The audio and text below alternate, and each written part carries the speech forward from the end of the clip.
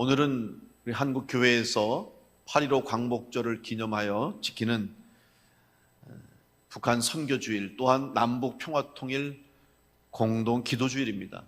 그래서 해마다 이 8.15를 기준으로 해서 남북 평화통일을 원하는 남과 북한의 교회가 이렇게 공동으로 기도문을 작성하게 되어 있습니다. 그런데 올해는 지금 여러분이 아신 것처럼 북한과의 관계가 경색되어 있고 지금 소통되지 않고 단절되어 있는 상태라서 공동 기도문을 작성하지 못하고 우리가 주의를 지키게 됐습니다. 안타까운 마음을 가지고 다시 한번 우리나라의 평화적인 통일을 위해서, 또 이 땅에 진정한 하나님의 나라가 이루어지고, 또 서로 적대하고 반목하고 또 총을 겨누고 있는 이 상황 가운데 우리 하나님의 은혜 가운데, 또 성도들의 기도 가운데 우리나라가 다시 한번 평화를 되찾고, 또 전쟁의 모든 기운이 사라지고 하나님의 사랑으로 통일될 수 있도록 기도하는 우리 교회와 성도가 될 수 있기를 간절히 축복합니다. 일제에 앞서서 해방된 지 올해로 75년이 됐습니다. 또한 6.25 한국전쟁이 일어난 지 70년이 되는 해입니다. 그러나 여전히 땅과 북은 하나 되지 못하고 갈등과 전쟁의 위기로 불안한 가운데 있습니다.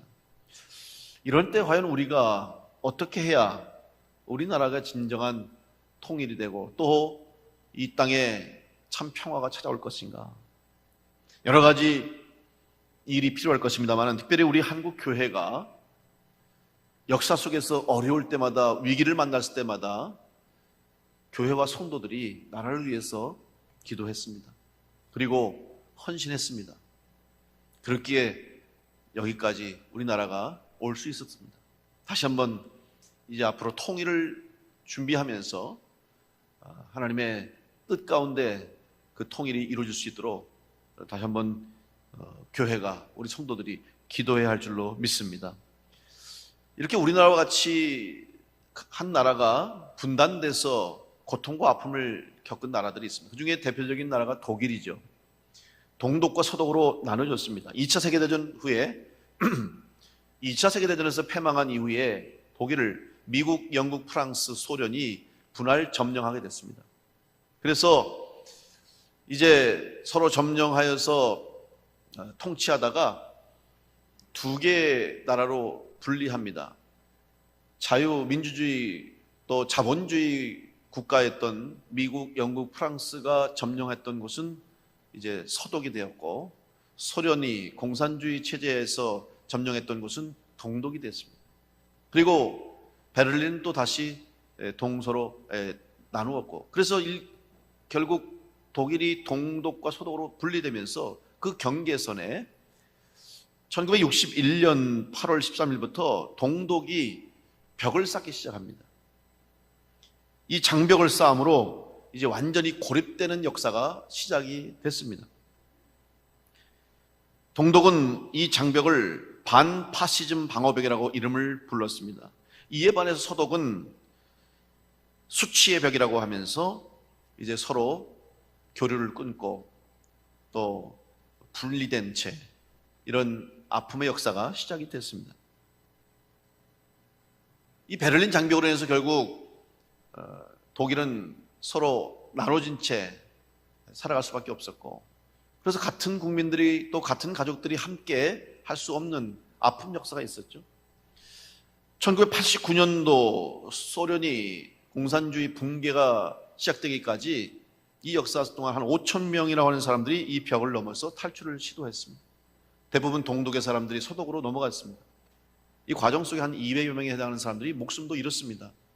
그런데 이 베를린 장벽이 무너지기 시작했어요. 많은 사람들이 이제는 자유를 찾아서 서독으로 향하고, 또 이 베를린 장벽들을 허물어야 되고 이것이 무너져야 된다고 하는 많은 독일 국민들의 시도와 또 그들의 염원과 그들의 바람대로 1989년도에 결국 이 베를린 장벽이 무너졌습니다. 그리고 서로 교류가 시작됐고 통일이 이루어졌습니다. 결국 베를린 장벽이 무너짐으로 동독과 서독이 하나 되는 역사가 시작이 되었습니다. 우리나라 역시 남과 북이 나눠져 있습니다. 군사분계선과 비무장지대로 남한과 북한이 지금 잘려 있고 여전히 서로 군사가 대치하고 또 총을 겨누고 있는 전쟁의 위협이 우리 가운데 존재하고 있습니다. 과연 이러한 때 우리가 어떻게 할 것인가? 과연 이러한 때 우리가 어떻게 통일을 준비할 것인가를 생각해야 됩니다. 다시는 전쟁의 비극과 사륙의 검은 그림자가 이 땅에 들어오지 않도록 깨어서 기도해야 합니다. 그러기 위해서는 먼저 우리나라부터 하나가 돼야 돼요. 우리가 하나 되지 못하고 우리가 한마음 되지 못하면서 어떻게 남과 북이 이미 오랜 세월 동안 50년이라고 하는 이 세월 동안 남과 북이 얼마나 다른 삶을 살아왔습니까? 언어, 문화, 정치, 경제 사실 엄청난 지금 차이가 있습니다. 엄청난 깊은 골이 있어요. 이것들을 메꿔가는 위해서는 오랜 시간이 필요할 거예요. 설령 통일이 된다 해도 그렇게 간단한 문제가 아닙니다. 많은 시간이 걸릴 것이고 또 많은 노력이 필요합니다. 그런데 이런 통일을 이루기 위해서 특별히 우리 그리스도인으로서 우리가 어떻게 되느냐? 먼저 이 땅에서 먼저 믿는 우리 그리스도인과 교회와 성도들이 우리부터 먼저 하나가 되고 우리부터 먼저 통일을 이루어가는 그리스도 안에서 한 형제요 자매된 연합된 모습을 보여줄 때 우리나라에 평화가 찾아올 것이고 통일의 역사가 이루어지게 될 것입니다. 우리도 하나 되지 못하면서 또 우리도 통일을 이루지 못하고 우리 안에도 생각도 다르고 우리의 모든 모습들이 분열되어 있으면서 어떻게 평화를 외칠 수 있겠습니까? 다시 한번 우리를 하나 되지 못하게 하는 분열과 또 갈등과 미움의 벽을 헐어내야 할 것입니다. 지금 우리가 살고 있는 우리의 삶에는 또 여러분의 삶의 현장과 또 여러분의 심령 속에는 이런 하나 되지 못하게 하는 많은 장벽들, 담이 있다는 사실을 우리는 잘 알고 있습니다. 이 담들을 헐어내야 돼요. 우리의 관계를 막고 있고 또 우리가 하나 되지 못하게 하는 많은 장벽들, 높은 담들을 제거하고 헐어내야 하나가 될 수 있고 우리가 하나 돼야 이 땅의 통일을 이룰 수가 있습니다. 그러면 과연 어떤 담들이, 어떤 장애물들이, 어떤 장벽들이 우리의 삶에 또 우리의 가정에 우리 교회와 이 땅에 존재하고 있고 또 그것이 우리를 가로막고 있는지를 생각해 보아야 합니다. 첫째로 오늘 이 예배소의 말씀을 통해서 우리의 심령과 우리의 삶 가운데 하나 되지 못하게 가로막고 있는 높은 담은 바로 율법의 담입니다. 예수님께서는 율법주의의 담을 헐어내셨습니다. 율법은 예수님 당시에 중요한 소중한 유대인의 신앙의 지침이었습니다. 왜냐하면 율법을 지키지 않는다면, 율법대로 살지 않으면 그들은 신앙을 지킬 수가 없었습니다. 신앙을 지키기 위해서도 율법이 필요했어요. 그러나 율법은 그들을 하나님께로 인도하고 또 하나님 향한 믿음의 생활을 하기 위해서 좋은 지침과 도움은 되지만 율법으로 구원받을 수는 없습니다. 율법이 그들에게 구원을 주는 것은 아닙니다. 만약 율법을 통해서 구원을 얻고 율법을 통해서 그들이 신앙을 지킨다고 생각한다면 결국에서는 실망하고 절망하고 마지막에는 포기할 수밖에 없을 것입니다. 율법주의는 율법과 구별되는 겁니다. 율법은 필요하고 율법은 또 우리에게 유용하게 쓰임받을 수 있지만 율법주의로 빠진다면 그 신앙은 결국 허무한 헛된 신앙으로 끝나버립니다. 죄인들을 그리스도께로 인도하지 못하고 오히려 구원을 얻기 위한 또 천국을 소유하기 위한 하나의 수단으로서의 율법에 그칠 수밖에 없어요. 법은 무엇입니까? 서로에게 약속이죠. 법이 지켜지기 위해서는 서로가 신뢰하고 또 서로에게 유익하고 서로를 살리기 위한 방법이 되기 위한 약속이 바로 법이죠. 아무리 좋은 법이라 할지라도 어느 한쪽이라도 법을 무시하고 법을 지키지 않는다면 그 법은 깨지는 겁니다. 무용지물이 되는 것이죠.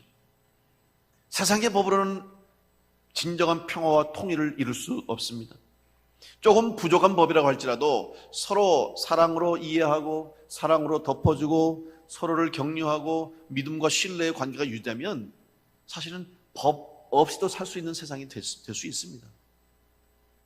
근데 법은 울타리를 만들어주고 보호를 해주고 약자를 도와주는 좋은 의미로 만들어졌지만 이 법이 지켜지지 않으면 그 법은 우리를 구속하는, 오히려 우리를 불편하게 만드는 것밖에 될 수 없습니다. 예수님께서도 오늘 우리에게 말씀하십니다. 성경 속에서도 말씀하고 있고, 에베소 2장 14절 오늘 말씀 보면 그는 우리의 화평이신지라 둘로 하나를 만드사 원수된 것 곧 중간에 막힌 담을 자기 육체로 허시고, 이렇게 말씀하고 있죠. 결국 하나 되게 하는 것, 막힌 담을 허는 것은 다른 방법이 아니라 예수 그리스도의 사랑과 예수 그리스도의 십자가로만 하나 될 수 있다는 것을 분명히 말씀해 주셨습니다. 남한과 북한이 하나 되는 문제도 마찬가지. 물론 여러 가지 정치적인 문제, 또 여러 가지 외교적인 문제, 경제적인 문제, 필요한 여건들이 있어야 되겠죠. 그러나 그 모든 여건과 상황까지도 하나님이 허락하셔야 되고, 또 그 속에 가장 중요한 것은 바로 예수 그리스도의 십자가의 사랑 없이는 완전한 평화와 통일을 이룰 수가 없습니다. 남한과 북한이 하나 되기 위해서 무엇이 필요합니까? 사랑의 관계로 회복되어야 합니다. 세상의 법으로는 불가능해요.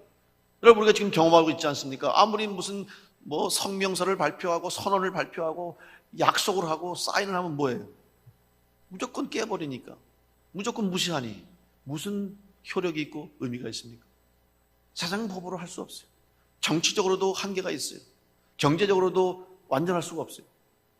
여기에는 남한과 북한이 진정으로 같은 민족으로서, 같은 동포로서, 특별히 그 안에 하나님이 주시는 은혜와 예수 그리스도의 사랑으로 서로가 하나가 될 때만 진정한 통일을 이룰 수가 있습니다.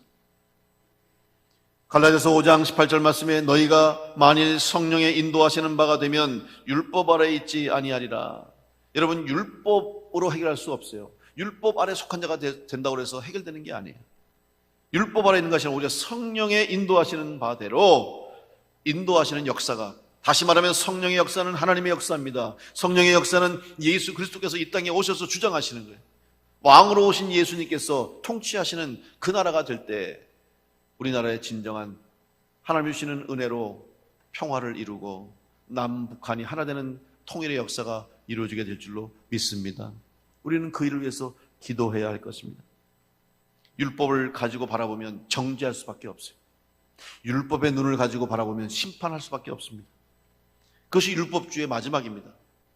율법으로는 완전할 수가 없잖아요. 100개의 율법을 가지고 99가지의 율법을 잘 지켰어요.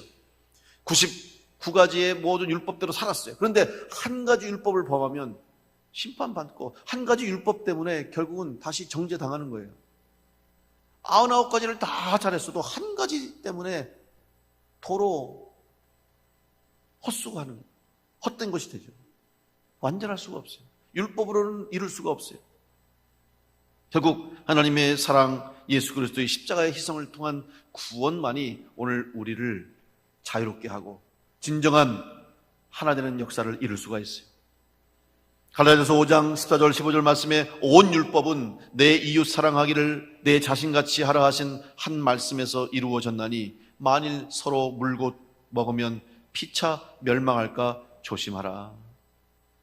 여러분, 예수님의 사랑 없이는 우리는 서로 물고 먹는 관계, 함께 망하는 길밖에 갈 수 없어요.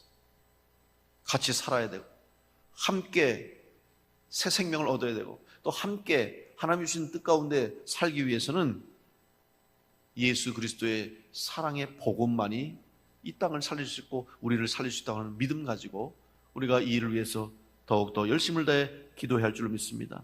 여러분, 율법의 담을 헐어보십시오. 율법이 우리를 가로막고 있다면 하나님과의 관계도 마찬가지예요. 여러분이 노력한다고, 또 여러분이 말씀대로 살아가면서 내 스스로 노력하고 최선을 다한다고 해서 구원을 이루는 것이 아니라 은혜를 받음으로 구원받은 성도로 믿음의 길을 갈 때 하나님이 성령으로 인도하시고 주님께서 여러분을 이끌어 주셔서 우리가 끝까지 승리하는 성도로 살아가게 될 줄로 믿습니다. 이것이 바로 복음이죠. 율법의 담을 헐어버리십시오.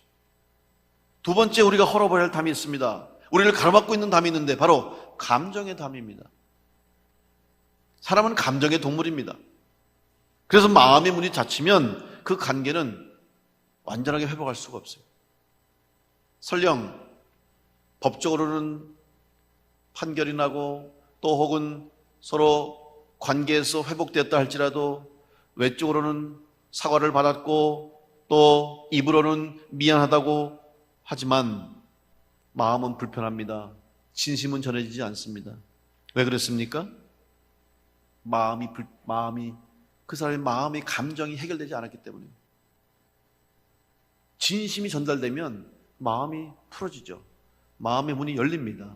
근데 진심이 전달되지 않으면 마음이 굳어버려요. 여러분 종종 그런 경험을 해보셨을 겁니다.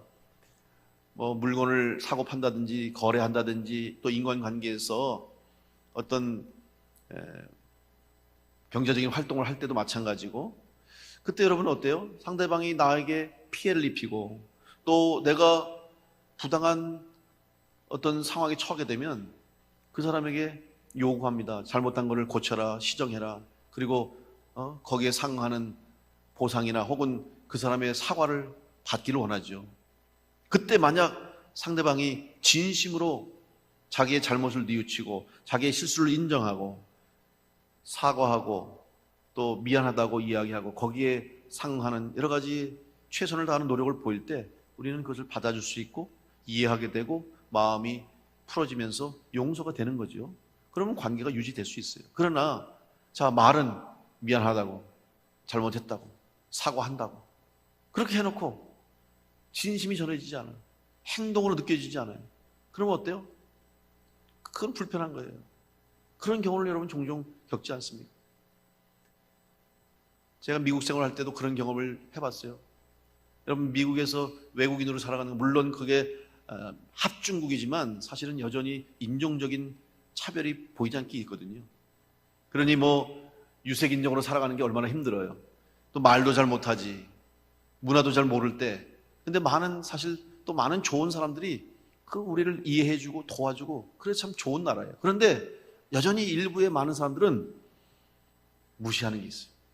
이제 저도 마트를 가서 물건을 사다 보면 잘 실수하고 모르고 있어요. 그럼 이제 계산할 때 그 캐셔들이 이걸 하면서 물건을 바꿔야 될 상황이나 아니면 잘못된 걸로 와서 교체해야 돼. 그러면 번거롭잖아요. 그러니까 괜히 우리한테 치집을 잡고 될 수 있는데도 안 된다 그러고 있는데도 없다 그러고 아주 교묘하게 우리를 무시하고 피곤하게 할 때 있어요. 처음에는 뭔지도 모르고 당했어요. 그런데 나중에 알고 나면 또 미국이 선진국이 이런 이 소비자들을 최우선으로 여기기 때문에 잘못하면 너 이걸 이렇게 잘못했으니까 사과하라고. 사과도 안 해.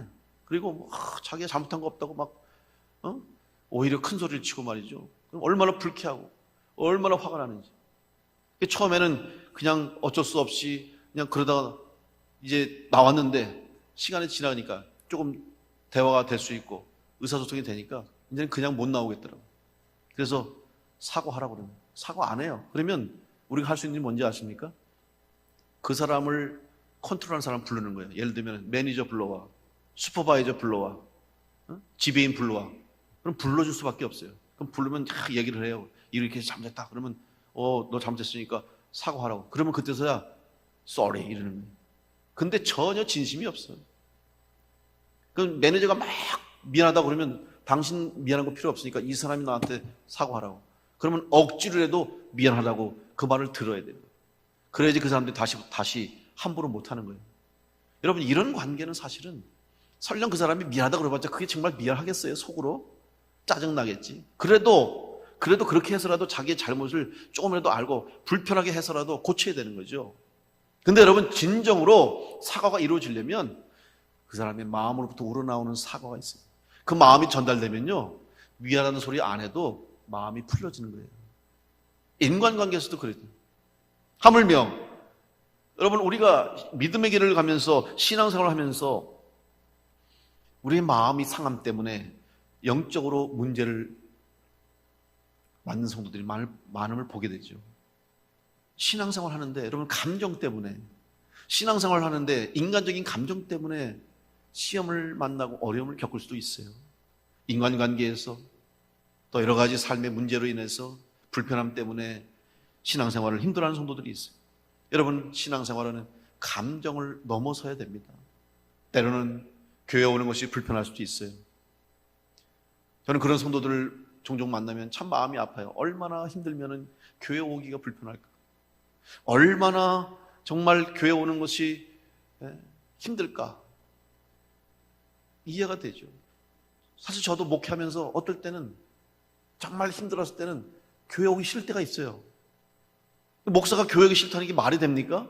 그런데 인간이기 때문에 교회 와서 그 불편한 상황, 힘든 상황 생각하니까 교회 오는 게 기쁘지가 않아. 이게 얼마나 큰 문제예요. 근데 이것을 뛰어넘어야 되는 거예요. 이 감정적인 문제를 극복해내야 돼요. 신앙생활은 감정의 문제가 아닙니다. 신앙생활은 내 마음에 편한 대로 하는 것이 아니에요. 힘들고 어렵고 불편해도, 특별히 예배하는 일에 있어서는 우리가 이 예배를 내 마음대로 하는 것이 아니에요. 하고 싶을 때 가고 싶을 때 가고 예배하고 싶을 때 하는 것이 아니라, 예배라고 하는 것은 하나님께서 우리 가운데 임하셔서 구원해 주시고 예수 그리스도를 통해서 새 생명을 주신 것에 대해서 우리는 믿음으로 고백하며 감사하며 하나님 앞에 예배하는 것이기 때문에, 생명에 관한 부분이기 때문에 우리는 이 예배를 소홀히 할 수가 없어요. 그래서 예배는 사명을 가지고 감당해야 됩니다. 여러분, 사명은 무엇입니까? 우리나라가 일제의 압제에서 해방되고 또 그 이후에 한국 전쟁을 통해서 많은 어려움을 겪을 때, 여러분, 이 나라를 지키고 이 나라를 또 많은 어려움부터 구원해내기 위해서, 보호하기 위해서 많은 우리 이 땅에 우리 선조들이 희생했잖아요. 목숨까지도 바치면서, 목숨을 희생하면서까지도, 생명을 내놓으면서까지도 이 나라를 지켰어요. 근데 그들이 왜 그 일을 했습니까? 돈을 줬습니까? 그 사람들에게 명예를 줬습니까? 그거 바라고 한 거 아니에요. 오직 사명감. 내가 싸우지 않으면, 내가 나가서 지키지 않으면 내 가족을 보호할 수 없고 우리 후손들이 이 땅에 살 수 없고 우리나라가 존재할 수 없기 때문에 그들은 사명감 가지고 나갔어요. 이름 없이 빛도 없이 얼마나 많은 사람들이 그 어려운 위기와 전쟁의 어려움 속에서 목숨을 잃었습니까? 근데 그 사람들이 그 자리에 나갈 수 있었던 이유는 바로 사명감, 그 사명을 가지고 충성하는 거예요. 오늘 예배도 마찬가지예요. 우리가 믿음을 지키고 신앙생활하는 것은 사명으로 해야 되지, 유익을 위해서, 이익을 위해서, 계산적으로, 감정적으로 그렇게 해서는 절대로 예배할 수 없고 그 예배를 하나님은 받아주시지 않습니다. 여러분, 특별히 지금 우리가 코로나19 바이러스로 지금 한국교회, 우리 교회도 마찬가지입니다만 위기에 있는데, 이 위기 가운데 우리들은 보는 거예요. 아, 이 위기 속에서도 우리가 예배할 수 있다고 하는 것, 그리고 예배하는 것이 얼마나 소중하고 예배할 수밖에 없다는 것을 아는 성도들은 예배하러 오는 거예요. 그러나 그동안 감정적으로 혹은 어떤 이익을 위해서 자기의 이해관계 때문에 교회 왔던 사람들은 안 와요.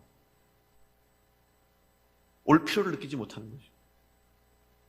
예배를 사명으로 알고, 여러분, 예배하는 일에 더욱더 소중하고 또 이 예배를 여러분이 붙잡고 예배하는 것이 우리 성도에게 있어서 얼마나 값지고 귀한 일인가를 생각하면서 예배하는 일에 더욱더 최선을 다하는 여러분 될 수 있기를 간절히 축복합니다. 사명으로 예배해야 돼요. 예배하는 성도들에게 하나님이 은혜를 주시고 능력도 주시고 우리의 삶의 문제도 해결할 수 있는 축복까지 허락하실 줄로 믿습니다. 희생하지 않고 헌신하지 않고 사명 없이 살아가면서 은혜 받고 복 받기를 원한다면 참 어리석은 일 아니겠습니까? 여러분, 다시 한번 감정을 뛰어넘어 감정의 담을 헐어버림으로 주님이 주시는 그 은혜를 가지고 또 사명을 가지고 예배하고 회복하는 일이 있기를 간절히 축복합니다. 기독교는 사랑으로 시작해서 사랑으로 끝나는 종교입니다. 예수님이 가르치신 복음의 핵심은 바로 사랑입니다. 근데 그 복음은 어떤 사랑입니까? 주님이 말씀하신 사랑의 복음은 과연 어떤 사랑입니까? 마태복음 5장 43절 44절에 내 이웃을 사랑하고 내 원수를 미워하라 했던 것을 너희가 들었으나 나는 너희에게 이르노니 너희 원수를 사랑하며 너희를 박해하는 자를 위하여 기도하라. 여러분, 너무 어렵지 않습니까? 원수를 사랑하래요. 그리고 우리를 힘들게 하고 핍박하고 박해하는 자를 위해서 기도하래요. 그 기도는 무슨 저주의 기도가 아니잖아요. 기도해야 되는데 얼마나 어렵습니까? 쉬운 일이 아니에요. 그런데 여러분, 이것이 바로 우리의 힘이에요. 여러분, 기독교가, 성도들이 고난과 핍박과 박해 속에서도 순교하면서까지 믿음을 지키고 교회를 지킬 수 있었던 이유가 뭔지 아십니까? 힘이 세섭니까? 아니죠. 지혜가 더 높아서, 지식이 많아서? 아닙니다. 돈이 많아서? 아닙니다. 오히려 그들의 힘은 더 강합니다. 그들의 능력은 더 크죠. 그런데 힘도 없고 능력도 없고 아무것도 가진 것 없는 성도와 교회가 어떻게 그것을 이겨냅니까? 사랑으로 이겨내요. 원수까지 사랑하고 죽여도 사랑하고 핍박해도 사랑하는 그 사랑이 있기 때문에, 바로 예수 그리스도의 십자가의 사랑이 있기 때문에 우리가 그 담을 넘어서 결국은 승리하게 된 줄로 믿습니다. 오늘 이 사랑이 우리 교회와 여러분 가운데 있기를 간절히 축복합니다. 그래야 우리가 세상을 변화시킬 수 있어요. 지금이야말로 감정의 깊은 골과 또 상처를 치유하기 위해서 바로 예수 그리스도의 십자가 복음이 필요한 때입니다. 사도 요한은 말합니다. 요한에서 4장 11절 말씀에서 사랑하는 자들아, 하나님이 이같이 우리를 사랑하셨은즉 우리도 서로 사랑하는 것이 마땅하도다. 20절 말씀에서는 누구든지 하나님을 사랑하노라 하고 그 형제를 미워하면 이는 거짓말하는 자니 보는 바 그 형제를 사랑하지 아니하는 자는 보지 못하는 바 하나님을 사랑할 수 없느니라. 사랑하라는 거예요. 하나님이 우리에게 사랑하셨기 때문에, 주님이 우리를 사랑하셨기 때문에 우리도 사랑하는 것이 마땅하다. 그러면 여러분, 어떻게 사랑해야 됩니까? 말로만 사랑합니다, 사랑합니다 해야 됩니까? 입으로는 사랑을 외치지만 아무것도 하지 않는다면 그것이 정말 사랑입니까? 야고보서 2장 14절 17절에 내 형제들아, 만일 사람이 믿음이 있노라 하고 행함이 없으면 무슨 유익이 있으리요? 그 믿음이 능히 자기를 구원하겠느냐? 만일 형제나 자매가 헐벗고 일용할 양식이 없는데 너희 중에 누구든지 그에게 이르되 평안히 가라, 덥게 하라, 배부르게 하라 하며 그 몸에 쓸 것을 주지 아니하면 무슨 유익이 있으리요? 이와 같이 행함이 없는 믿음은 그 자체가 죽은 것이라. 사랑은 드러나게 돼 있습니다. 사랑은 전해지게 돼 있습니다. 말로는 사랑한다고 하는데, 입으로는 사랑한다고 하는데 아무런 변화가 없다면, 아무런 일도 하지 않는다면 사랑하지 않는 거예요. 숨길 수가 없죠. 조금 삐뚤어진 방식이지만 우리 부모님 세대나 또 이제 지역적인 특성이 있습니다만 우리 충청도도 마찬가지인데, 뭘 부탁을 받거나 뭘 해야 되면 대답을 잘 안 해요. 그죠? 그리고 시큰둥하거나 관심 없는 채, 아니면 혹시 오히려 못하겠다고 안 하겠다고 그래요. 그러고 나서 나중에 슬그머니 가서 해주죠. 슬그머니 문제를 해결해주고 도와주는 거예요. 물론 좋은 방식은 아니에요. 이왕이면 들어주고 알았다고 그러고 해주겠다고 그러고 하시면 더 좋겠죠. 그래도 사랑하는 마음이 있으니까, 사랑이 있으니까 행하는 거예요.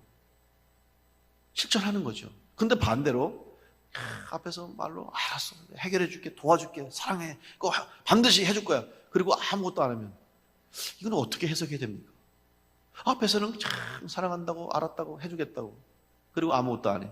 이 사람 사랑하는 사람입니까? 얼마 전에 어떤 목사님이 저하고 이야기하면서 너무 힘들대, 목사님 목회하는데. 왜 그렇게 힘들어하냐 그랬더니 자기가 와서 교회가 어려울 때 부흥을 했고 많은 성도들이 교회를 찾아와서 부흥이 되고 전도가 늘어났고 막 교회가 잘 되고 있는 거예요. 그런데 성도들이, 특별히 이제 장로님들이 목사님에게 와서 참 목사님 때문에 교회가 부흥됐습니다, 어려움을 넘겼습니다, 목사님 정말 저희 오셔서 너무 좋다고, 사랑한다고, 목사님 너무 목회 잘하신다고 막 그러더래요. 그런데 말은 그렇게 했는데 뒤로 돌아서는 엉뚱한 짓을 하고 오히려 목사님에 대해서 반대하고 이러는 거예요. 그러니까 이 목사님이 충격이 되는 거예요. 차라리 그러면 앞에서도 싫은 척을 하든지 싫다고 하든지 그리고 그렇게 행동하면 이해가 되는데, 앞에서는 목사님 앞에 찬양하고 목사님 최고라고 목사님 사랑한다고 그러고 뒤로 가서는 엉뚱한 짓 하니까 목사님이 견딜 수가 없는 거예요. 내가 이 교회 목회를 해야 되나? 내가 정말 저 교인들을 사랑으로 내가 돌봐야 되나? 이런 근본적인 질문이 던지니까 견딜 수가 없어요. 그러면서 그때 무슨 말 하냐면 이건 마치 데이트 폭력 같다고 얘기하는 걸 제가 들었어요. 여러분, 데이트 폭력이 뭐예요? 연인들이 사랑하는 관계가 데이트하면서 때리는 거예요. 아니, 사랑하는데 왜 때려요? 사랑하다가 자기 마음에 안 든다고, 자기 생각대로 안 된다고 폭력을 행사하면 그게 정말 사랑하는 사람입니까? 말이 안 되죠. 똑같은 거예요. 여러분, 오늘 우리가 사랑한다면 이 사랑을 여러분 드러내야 할 줄로 믿습니다. 억지로 드러내는 게 아니죠. 일부러 드러내는 것이 아니고 자연스럽게 드러내는 것처럼, 또 사랑하는 마음이 있으면 그 사랑을 행할 수밖에 없는 것처럼, 오늘 우리 교회와 우리 성도들이 이 어려운 때이지만, 힘들 때이지만 사랑이 필요한 곳에, 누군가 도움을 요청하는 곳에 도움을 줄 수 있는 교회와 성도가 되어야 할 줄로 믿습니다. 지금 수혜로 많은 교회, 우리 청주 지역의 교회뿐만 아니라 많은 교회들이 어려움을 겪고 있어요. 교회가 침수되고 예배 드리지 못하고, 그 어려운 교회 성도들이 몇 명 되지도 않고 경제적, 재정적인 능력도 없으니까 그냥 하늘만 바라보는 거예요. 한숨만 쉬고 아무것도 할 수 없는 거예요. 이때야말로 바로 우리 성도들, 우리 교회가 도움을 줘야 할 때가 아니겠습니까? 그래서 지금 어렵지만, 여러분도 힘들고 우리 교회도 힘들고 지금 여러 가지 다 어려운 상황 가운데 있지만, 그래도 이런 어려운 때일수록 우리가 함께 아픔을 나누고 함께 사랑을 나누고 위로하고 격려하는 교회가 될 때, 우리가 정말 하나님의 사랑을 전할 수 있는, 예수 그리스도의 사랑을 전할 수 있는 성도와 교회가 될 줄로 믿습니다. 그래야 우리가 하나님을 사랑한다고 얘기하지. 말로는 하나님 사랑합니다, 서로 사랑합시다, 여러분 사랑합니다 고백하면서 아무것도 하지 않는다면 우리는 감정의 담을 넘지 못한 율법에 빠진 삶을 사는 것입니다. 다시 한번 우리의 심령 가운데, 또 이 세상 가운데 높이 높이 서 있는 이 감정의 담들을 다 헐어버리고 주님의 사랑으로 이겨내서 이 사랑을, 십자가의 사랑을, 구원의 사랑을 땅 끝까지 전하고 많은 영혼들에게 전할 수 있는 성도와 교회가 될 수 있기를 간절히 축복합니다. 마지막으로 우리가 헐어야 할 담이 있습니다. 그것은 바로 우상의 담입니다.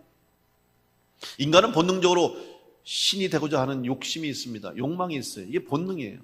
하나님과 같아지려고 하는 인간의 욕심이죠. 그런데 신이 된다는 것은 무엇입니까? 내가 주인 되려고 하는 것입니다. 신이 되고자 하는 것은 내가 주도권을 잡는 거예요. 그런데 내가 주인 되고자 하고 내가 주도권을 잡을 때는 어떻게 되겠습니까? 결국에는 죄악으로 끝날 수밖에 없어요. 내가 모든 걸 다스리고 싶어 합니다. 여러분, 사람의 본성 중에 다른 사람을 다스리고 하는 욕심이 있어요. 그럼 우리의 삶 가운데 얼마나 많이 일어나고 있습니까? 다 내가 주도권을 잡고 싶어 하는 거죠. 인간관계에서도 내 마음대로 내 뜻대로 되고 싶어 하고, 저 사람을 내가 조종하고 싶어 하고, 내가 하라는 대로 움직여 주기를 바라는 것이 우리 인간의 본성인데, 이것이 우상이죠.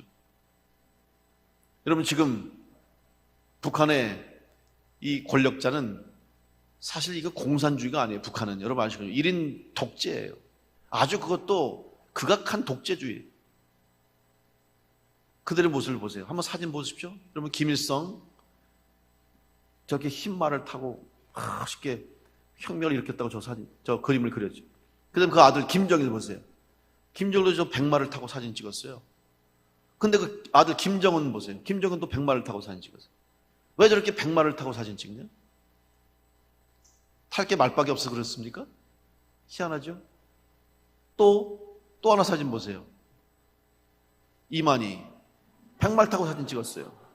왜 저러고 있습니까? 지금 감옥에 들어가 있는 사람들 왜 저러고 있냐고 지금. 네? 세상을 구원할 사람이 자기밖에 없대잖아요.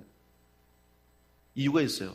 여러분, 성경에 보면 이 요한계시록 6장 2절에 이렇게 말씀합니다. 이에 내가 보니 흰 말이 있는데 그 탄 자가 활을 가졌고 면류관을 받고 나아가서 이기고 또 이기려고 하더라.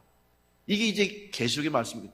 주님 다시 오시고 이 땅에 재림지로 오시고, 그걸 설명하면서 비유로 또 이런 이 예시의 말씀을 하면서 흰말을 탄 자라고 하니까 자기들이 흰말 탄 거예요 지금.